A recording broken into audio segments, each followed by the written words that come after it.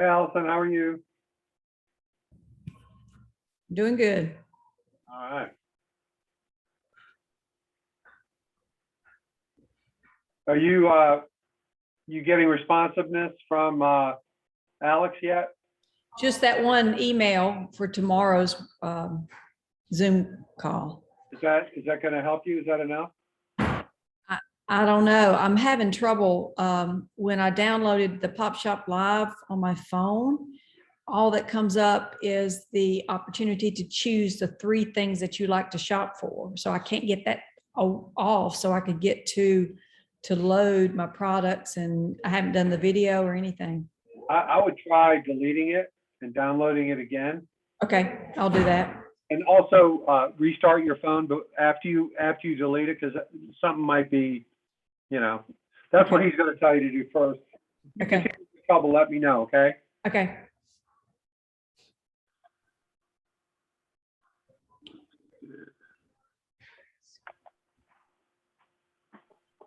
Okay, I think we're. Hey, Judy. Hey, Kime. How are you all? Well, how are you today? So far, so good. Yep.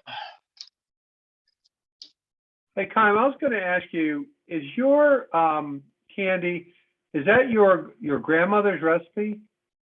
It's my adopted grandmother. Okay. This Opal bought my wife's grandmother's house, Okay. and they lived right next door. And she didn't have any family, so we just adopted her. And as she got older, we more and more care. But I fell in love with her brittle, and we just when she got to where she couldn't make it, she gifted me a recipe, taught me how, and said best of luck. But no. Wow. How long have you been doing this? August 2017. It was kind of part-time till January of 19, because I knew that my business, our division, was going to shut down. I figured I wanted to get things established, started, and at least the ball rolling in that direction. So actually January of 19. Okay. What was your division that you were involved with? Well, I was the plant manager of the tooling division for Carolina Container. So we did all the printing plates and cutting dies for all their plants. But when they were bought out by Rand Whitney had other ideas. So, but that's okay. I mean, it worked out well for me. Yeah, good. Well, I think that I think when you do your live, you really ought to tell the story of Opal. Yeah. And so people can understand kind of where it's coming from, because I think it's unusual, particularly people from urban areas. They're not used to recipes from grandma, Right, or whatever. So I think that's an opportunity you have that that I think will resonate with the group. At least that seems to be the case for me. well, I'm hoping, and so far it's an interesting story. It really is, because she was making it for her family and her coworkers. She was making more money selling candy than she was on her regular check. Oh, I love that. And I was like, you got to be kidding me. I said, that's a retirement plan I can get on board with. So, and we laughed about it and we went on, but ultimately that's what happened. So, and here we are. I wish she was here to see it, because I think she would be tickled, but maybe a little embarrassed that I used her. Maybe she's in it, who knows, right? Yeah, maybe. That's true. I never say never at this point in my life. Have you ever heard the stories of, what is that stuff called? Duke's mayonnaise? No, I have not heard their story. It's actually quite a similar story, in the sense that it was and this was back in like 1910 or 1915 or something like that. This woman, women weren't really allowed to work. So what she did was, she would make sandwiches for a factory that was near where she lived. And I can't remember what kind of factory it was. But at that time, the workers were not allowed lunch. So they had to eat standing at their workstation, no break for lunch. So she started making sandwiches, and got to the point where she was making 10,000 sandwiches a day. Oh, wow. At one point. And so she made this mayonnaise to put on the sandwiches. And finally someone said to her, "And hell with the sandwiches, you ought to just make the mayonnaise."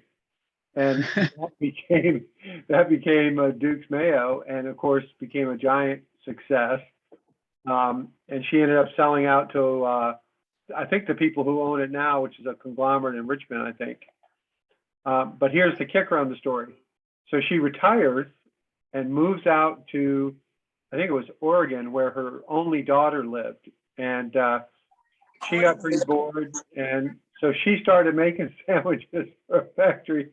And yes, she did. She went back and made the mayonnaise. It has a completely different name. I don't know, but it's a giant brand also. Really popular in the West, Crestline Mayo or something like that.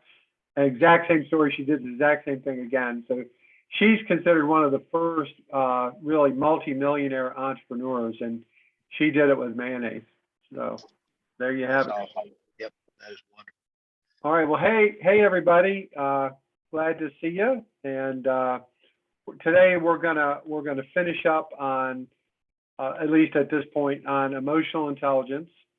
And then we'll talk about what's coming up in the near future. But to start off with, we're going to watch it's about 15 minutes long video that I think pulls all this emotional intelligence together. At least it does for me. Hopefully it will for you too.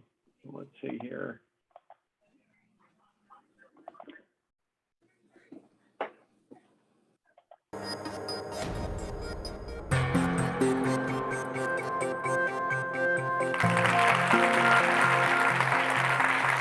I'm here today to talk to you about emotional intelligence.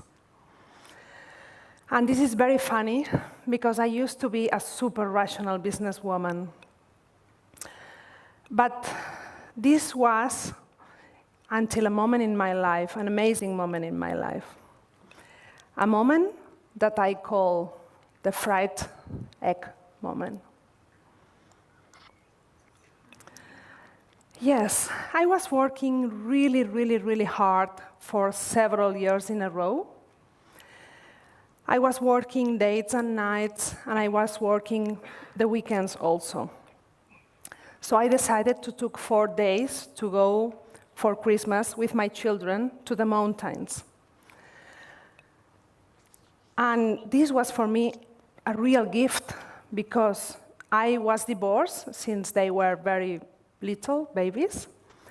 So they were always with the babysitter or grandparents when I was not there. So I was excited about it. And first day, I wake up and I cook a fried egg to my daughter because she loves fried eggs. And she sees the fried egg and say, "Wow, Mommy, you know how to cook." Well, of course, I know how to cook. Why do you say that? Well, I never saw you cooking, and I am already 8 years old. Well, I said, it's true. Well, you are right. I have been cooking a lot lately, but everything is under control. I will work less in some months, and you are okay. I am also okay. No problem. And he looked to my eyes and said, "Mommy, I don't believe you. You always say the same.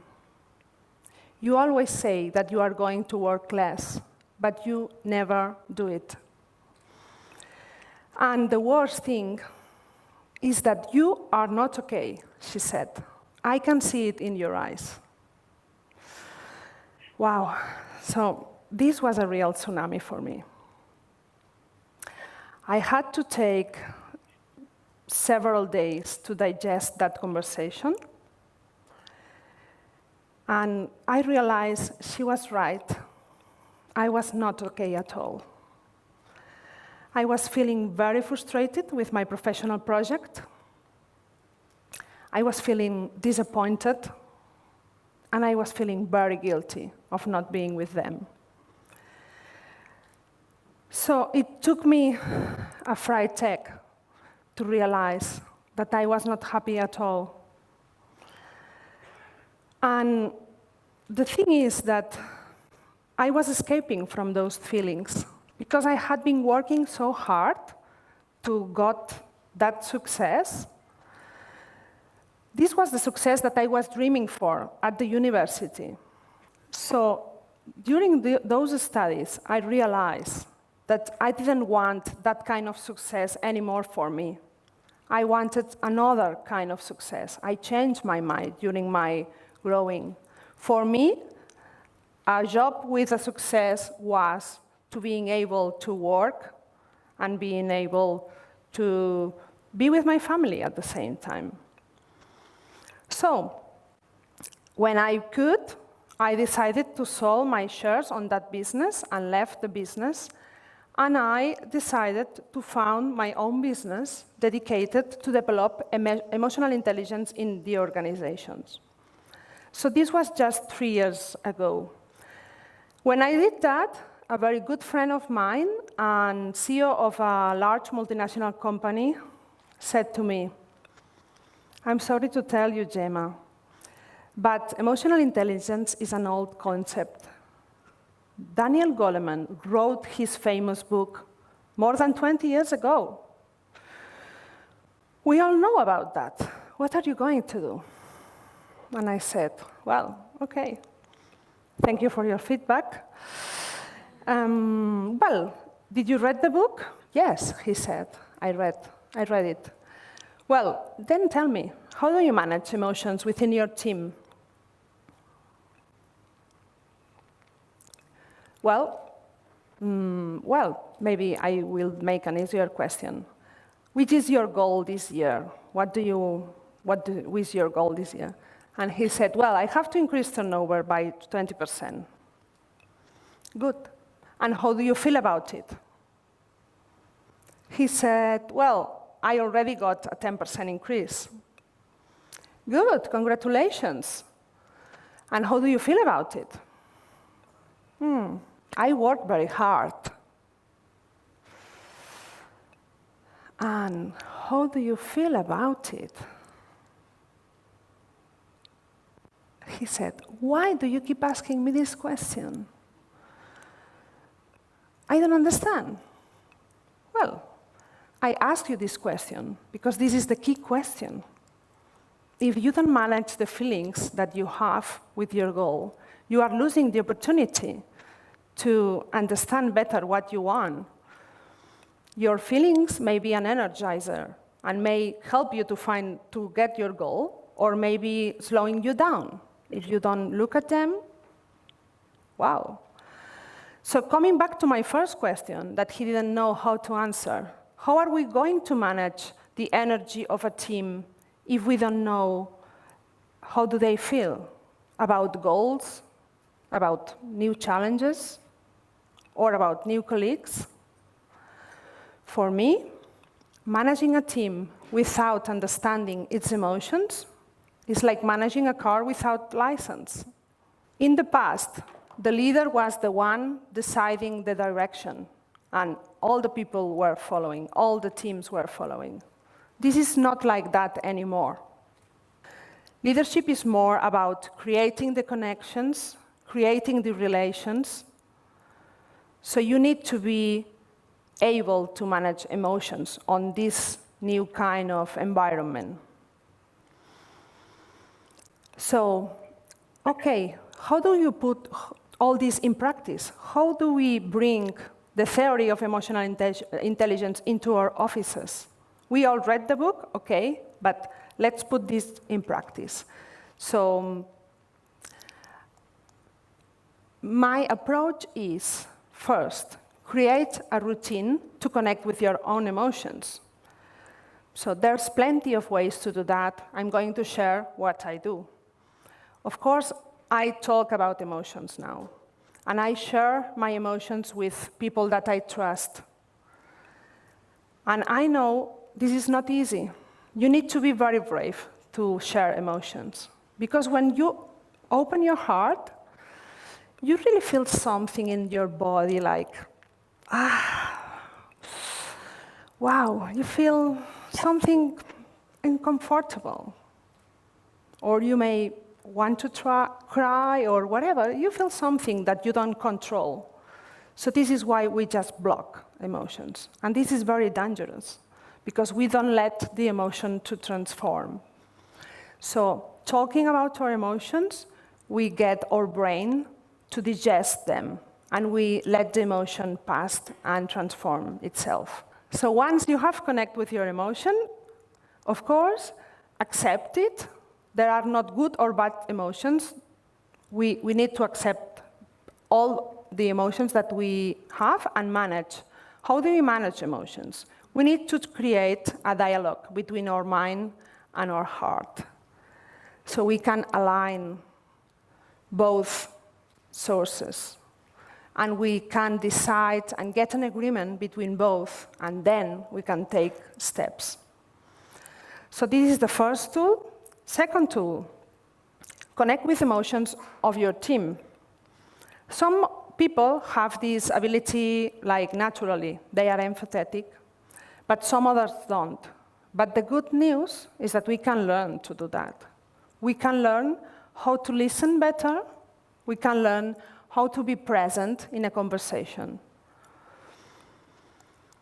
And we can learn how to create spaces to share non-professional matters. When we talk with our team about our personal life, we understand better each other, and we get the connection. So probably we will solve conflicts better if we know the other person also from that approach.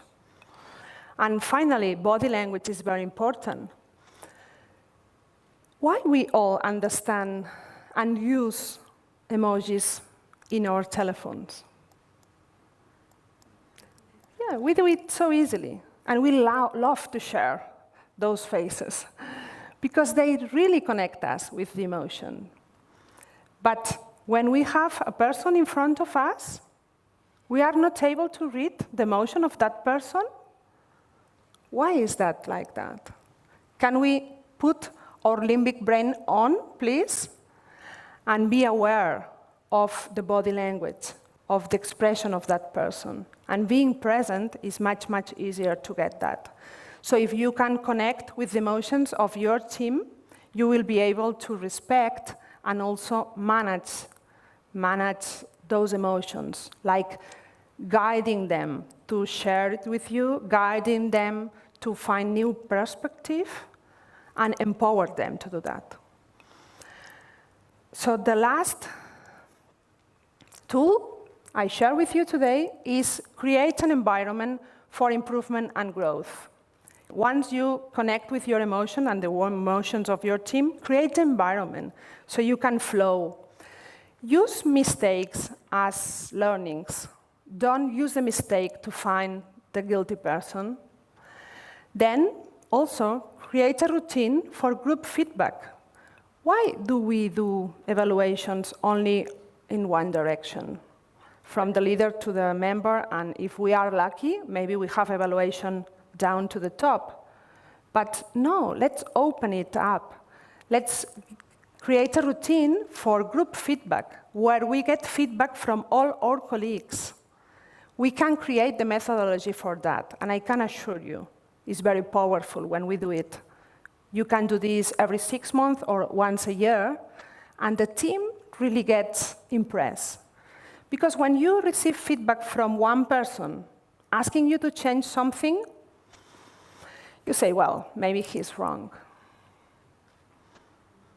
But when you receive feedback from all the group, and all your colleagues are telling you the same, then you think, well, maybe I need to move on, and I need to change something, and we all can improve.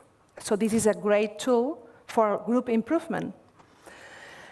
Also, embrace diversity. I love diversity. I mean, differences trigger our emotions and push us to grow. So let's create teams and organizations with diversity. So we will all learn about that. And then create a positive atmosphere in the organization, please. I hate those meeting rooms where silence is horrible, and everyone is waiting for the boss to talk. And how can you be creative there? I mean, how do you expect your team to be proactive and innovative if you have this kind of atmosphere? So include jokes on your meeting, include play, and of course, include celebration in your organizations. So I share with you these 3 tools, and it's true, this is not so easy. Of course, this is a journey. But what if you try to include those strategies in your day-to-day in your organization and review the outcome after 1 year? You'll realize that you will become a real powerful leader. You will be able to go faster because you will have all your team aligned between what they feel and what they do. You will be able to manage change and the feelings that we got from change. You will be able to manage conflict creatively also. So you will be able to move your team from a competition area to a collaboration area. So let's imagine that. Let's imagine that. You may have a productive team, but also a happy group of people working together.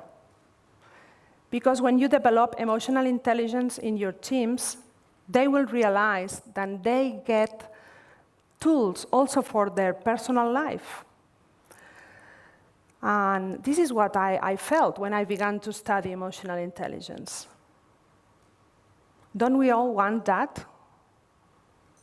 Don't we all want to understand better each other? We really can have a life on black on white, or we can have a life in color. So don't lose your time. Don't wait your 8-year-old daughter to tell you, I don't believe you. Take a step forward, and next Monday when you arrive to your office, add emotional intelligence development into your plan. Because I can assure you, I believe emotion is the energy that moves ourselves, our teams, and the whole world. Thank you.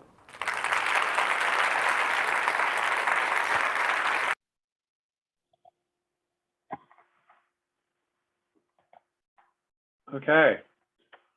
So I realized that accent was a little hard to digest, but I thought her message really synthesized a lot of the stuff that we've been learning about the last couple of days with emotional intelligence.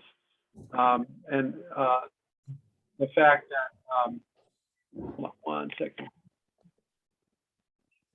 Sorry about that. So, okay, hopefully I turned it off. You probably couldn't hear it, but it was really loud. Okay, so sorry. So I just, not to change the subject, but I had this really wild device. I will show you, like, can you see now that it looks like I'm looking right at you? Is that working?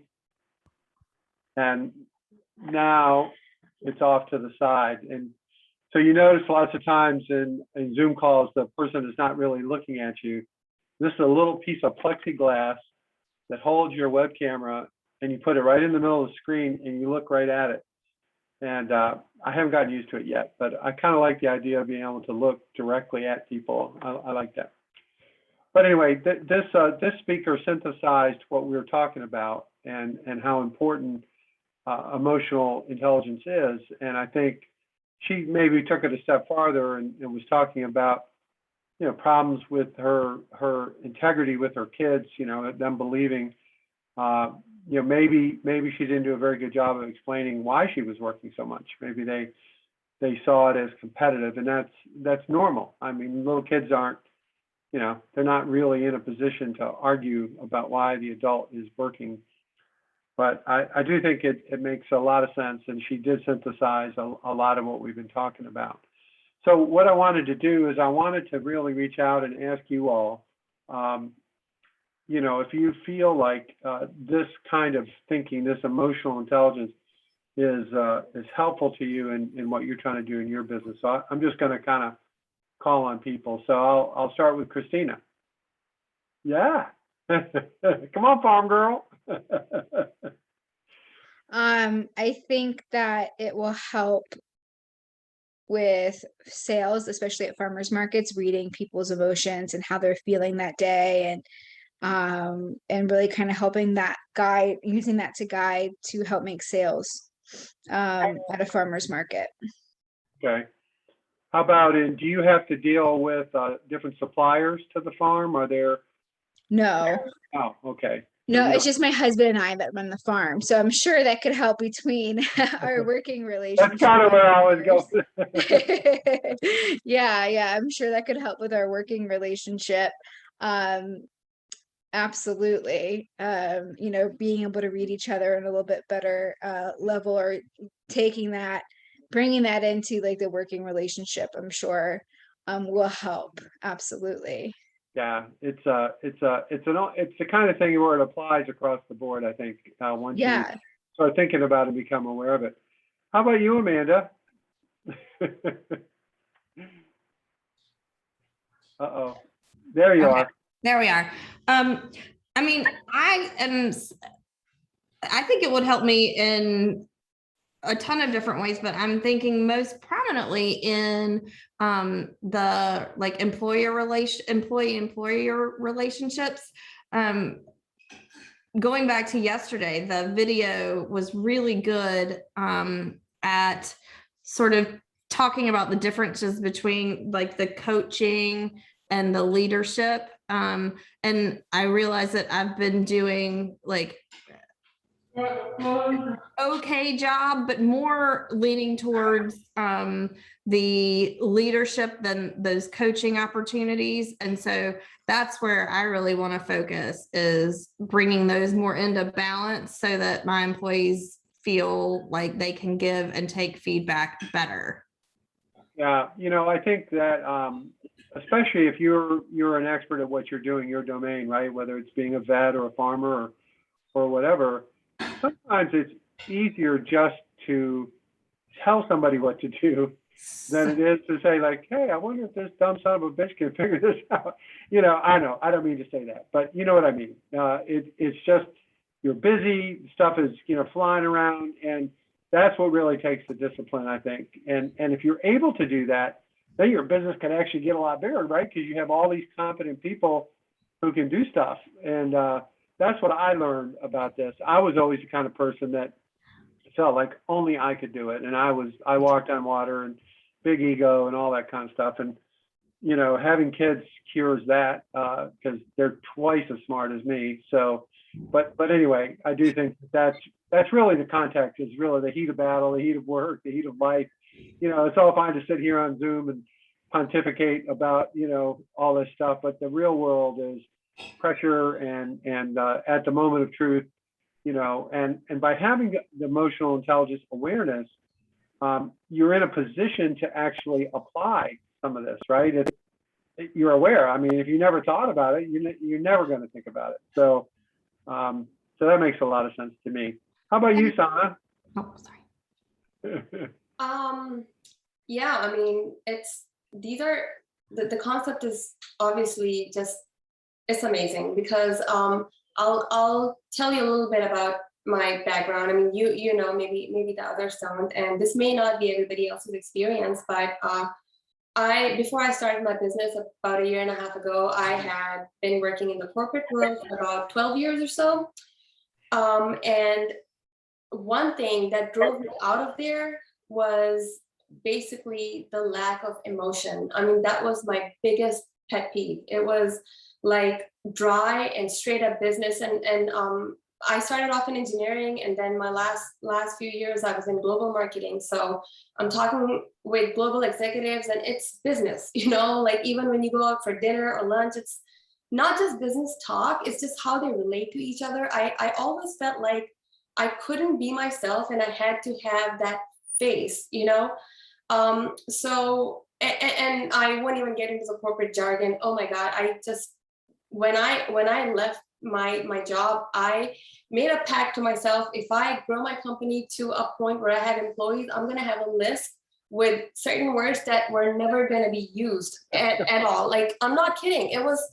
I was annoyed and I was exhausted. And one thing that I did, I mean, One Eats is a really, really small operation. It's a one-woman show. I'm doing everything. But one thing I did was I like to relate to my customers, suppliers, everyone that I come in contact with at a personal level. And that's my brand. Everyone that I work with, my customers, like I write them handwritten notes. I talked to you about that, Dennis, the other day. Got one. Maybe yeah, maybe they think it's weird. Like the first couple of customers that I got, this one lady, she's placed 9 orders, and I sent her a message, hey, this is your 9th order with me. I'm so excited about this. You know, they probably think like I have nothing better to do, but it's important to me. And then I remember the very first email blast I sent out, I said something like, you know, if I had an actual store, you would walk in and I would greet you. I can't do that. This is e-commerce, so this is my virtual greeting or whatever, you know.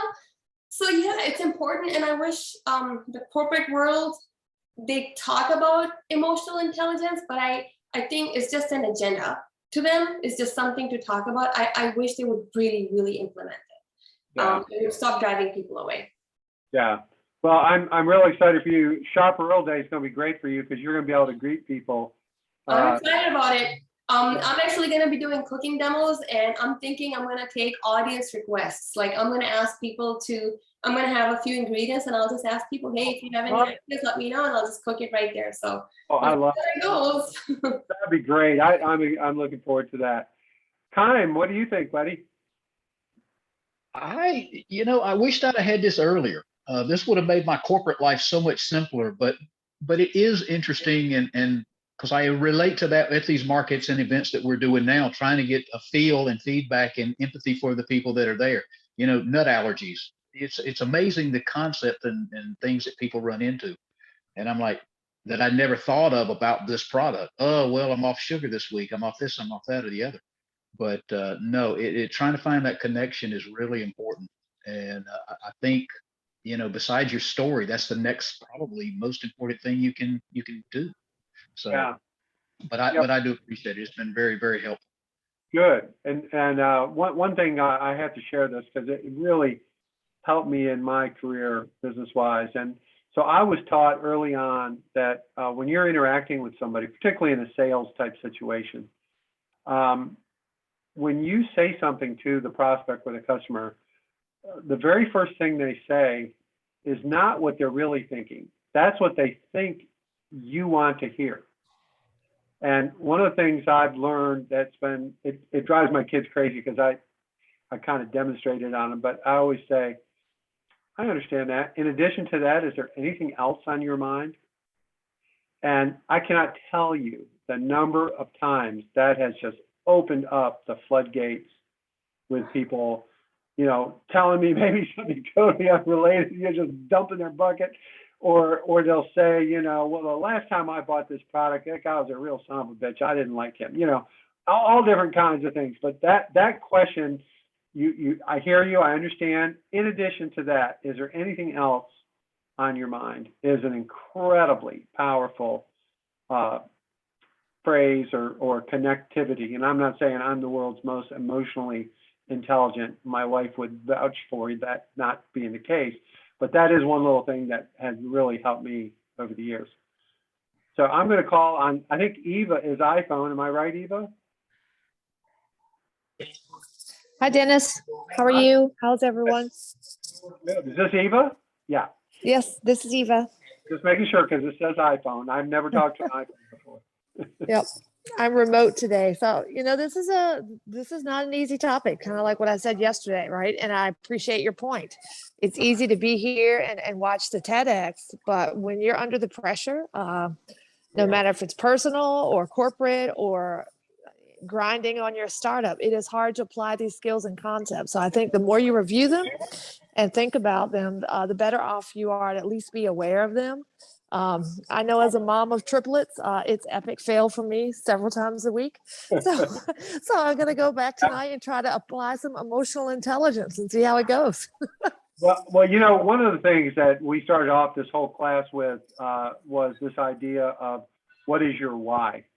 You know, and it's really not an academic question. What is your why? You know, it's what's in your heart and soul. Why are you doing this? Where do you really feel it? And when you tap into that purpose, you know, it sounds trite and bullshitty, but it's really true. You know, if you're all in emotionally and mentally, then this becomes more intuitive and more natural. All of the things that you do doesn't mean you do them all right, and you will have to start over. But I think grounding into that why is a really good first step. I'm going to call on Annette, my professor friend. Hello, Annette. Hi, everybody. I just loved what Shauna said in her story. I just loved that. And I think it is so true. I wrote some words down. Emotional intelligence makes us all vulnerable. And we have to be able to demonstrate our empathy when we connect. And as was said yesterday, you have to be genuine. And that's what I saw in Shauna. She is so genuine and she wanted to connect with people. And that is why she's writing notes to those that are buying her product. And that is what is going to make her a success. And that's not what I was doing when I started this class. I was just taking a picture of my stuff and sticking it out there. And so based on this class, I had to ask myself, why and how am I connecting? I was not, still probably am not to an extent, connecting with people to say why this product.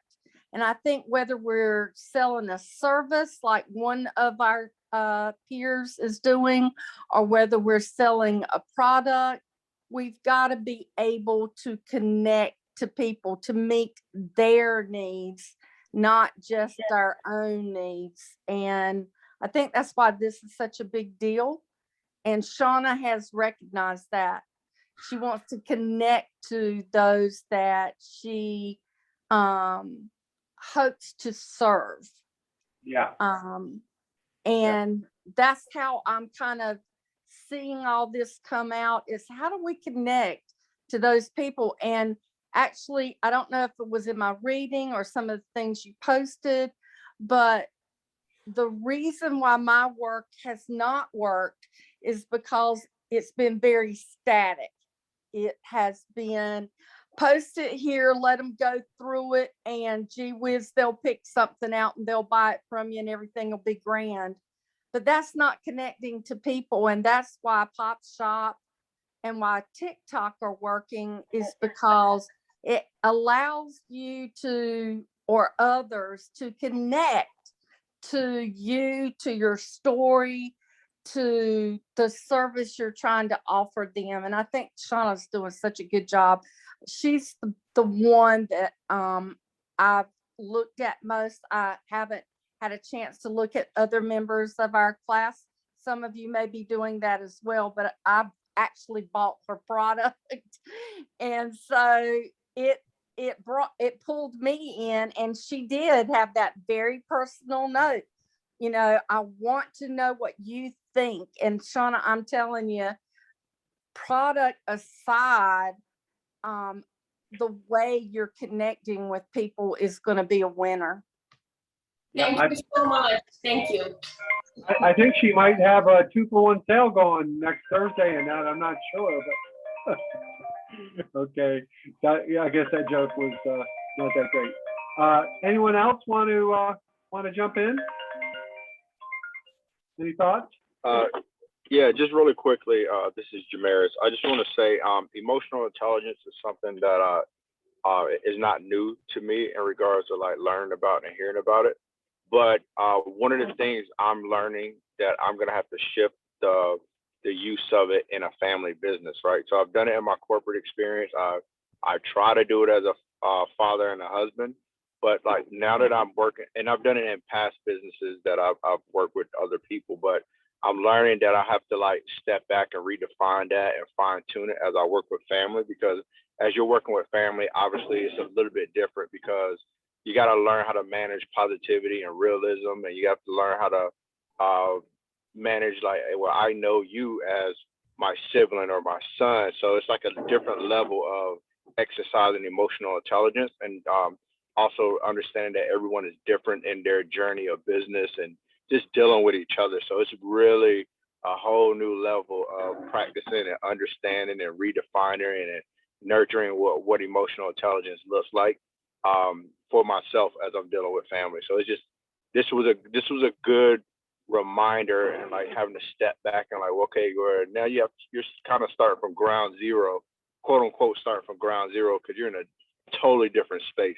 And then being a leader of people in my corporate life and past life, like I've managed up to 100 people in a operations environment. So you're dealing with multiple different personalities, but it's like I said, it's a difference where you're dealing with family, people who know you from when you were practically born up until now. So yeah, so this is really good, and it was a great reminder, and like just kind of like stepping back and looking at it from a different lens. So I appreciate this. So yeah. Good. Anyone else want to chime in before we call it a day? I can chime in, Dennis. Hi. Hey, it's Jen. Yeah. Hi, Jen. So I was just going to say, I was thinking about this. So with what I do, doing the fiber work as artwork, but also jewelry, it's actually sentimental by nature to begin with. So I actually deal with a lot of people's emotions when I'm selling my product. And it's very interesting because a lot of times with art, it's like the emotions that it brings to people, but a lot of times it's also like a memory emotion of something like from their past where they haven't seen that kind of embroidery for a very long time, like their mother used to do it or their sister used to do it. But what I've really noticed is I don't actually really like to rep myself that much or my work. I like to kind of just be in the background and let my work speak for itself. Yeah. So when we do local events and shows, I talk about my work if people ask questions about it, but mainly I just engage people in conversations. And that's really what people are looking for. They're looking for like a connection, and then wanting to just talk to you about whatever it is that's going on with them or while they're here or whatever it is. So I've realized, especially in this last year, people are really seeking to just have that moment of connection first and foremost before actually purchasing a product or an item or whatever it is. Yeah, I think that makes a lot of sense. That's a good point. Judy, did you want to jump in? You had something? Yes, I wanted to thank you. I'm still at my corporate job until my business does well and takes off. So today, as a matter of fact, I had to complete an HR event. You know how they send the training out, and they were talking about EQ and how difficult it is in team meetings or via Zoom to truly connect, and how it sometimes end up being a 1 or 2 person show where the quieter personalities, since we don't get the verbal cues, will get lost in the shuffle. So I want to thank you and acknowledge the fact that you don't allow that to happen to us. My Sunday school group sometimes tends to get a little off track and they can't veer back on. So I appreciate your skills with EQ in this format. So thank you for that. Well, I appreciate it. I have to tell you that I get a lot more out of this from you all than you get from me. This is something that what you're doing in your businesses and how you're going about it, and the feedback really gets me motivated. It helps me grow. It helps me try to figure out, if you notice, for example, we don't have a long list of classes all mapped out every single day for the entire thing.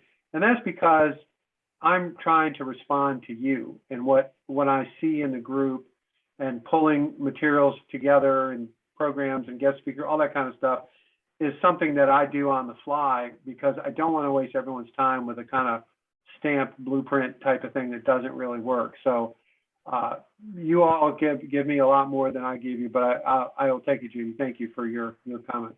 Allison?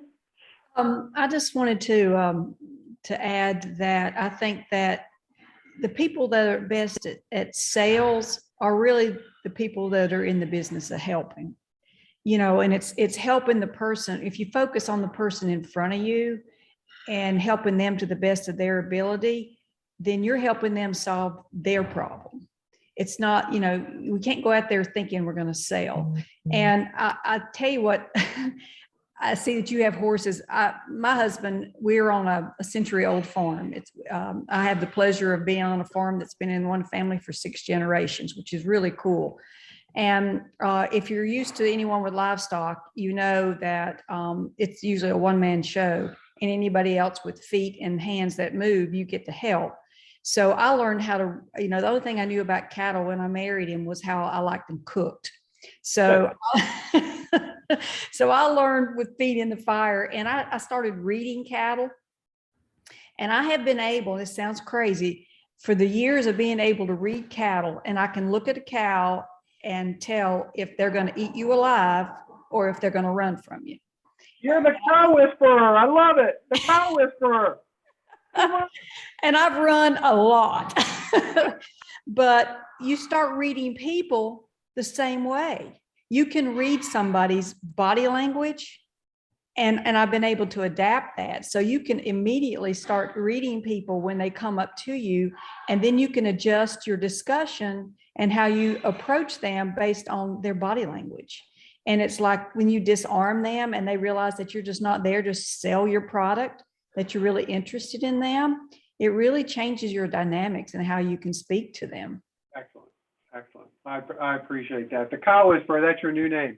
Woo, let me tell you, when your husband says don't move, you better. Well, this farm where I live, my wife's family have been here since 1650. So just to give you an idea, it's pretty crazy. That's cool. And it started off as a rice plantation. It's been a tobacco farm, a cattle farm. It's done all kinds of stuff over the years. And now it's just me with hay, growing hay. That's about all I can get done. And that's leased out to somebody doing that. Yeah. I do cut the grass though, and that's fun. I never cut grass before I moved here.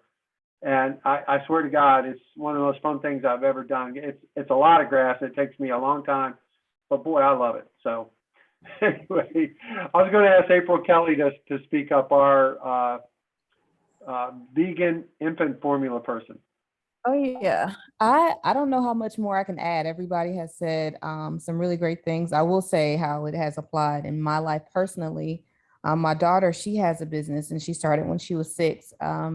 And it started because of her being bullied at school and wanting to kind of change that and flip it into something positive. So one of the main things she's always tried to do is be an advocate, and not only for other students that went to school for her and herself, but for her customers as well. So she's always from the very beginning wanted to be very involved, very in touch with her customers. And she also, Sana, writes the handwritten thank you cards too. So it definitely is something that applies across the board, whether it's in your personal life or your professional life, corporate world. I've seen it there too. But you all have said some amazing things, and I just agree with you. All right. Well, thanks everybody for your comments and your thoughts, and we'll keep on trucking. Now, just a little FYI, there will be no class next Wednesday or Thursday. Okay, Thursday is Shop Rural Day. I hope you all are participating. Wednesday, I've got something I have to do, so we'll just have class Monday and Tuesday next week, just to kind of warn you. And once I figure out what we're going to go over, I'll let you know. I'm working on a couple of different possibilities. So, but my focus is really making sure I can give you all what you need in your business to the best of my ability. So thank you for your support and for coming on here and talking about all this crazy stuff. All right. Dennis, So, yeah. I had noticed that some people had trouble getting up with Alex, but I think we're having something Friday to help Yeah. us go over. Yeah, I'll put it in the Facebook group, but Alex has kind of woken up and I think he's reaching out to everybody, hopefully. And there is going to be a Zoom meeting at 1:00. I also posted in the Facebook group 2 videos. One is how to use Pop Shop Live. It's about 12 or 13 minutes long. It's fantastic. Answer all your questions. I forget what the other one. The other one's a real short one. I think it's how to upload your video or something like that. So that's in the Facebook group, and then I'll post the invitation to the Zoom, which is 1:00 tomorrow, with Alex, and his boss has really gotten after him, and supposedly he's doing a great job now. I hope so. Anyway, thank you. I wanted to add too, Dennis, I got an email from him. I think today is the last day, if you are signed up for Shop Rule Day, to go ahead and get your store set up and to do your Pop Shop video, like your promo video. That's bullshit. That's okay. Not the last day. No. That's the email I received. So I just didn't want anyone to miss out on it. The last day will be 11 a.m. next Thursday. Trust me. Okay. Okay. Perfect. So, but get it in there, because it is starting to get a little crazy. A lot of people signing up, a lot of companies signing up, I should say, and I hope customers show up is all I can say. We're going to try. So, all right, everybody. Well, thank you. Thank you. Thank See you you. next week. Bye-bye. Bye.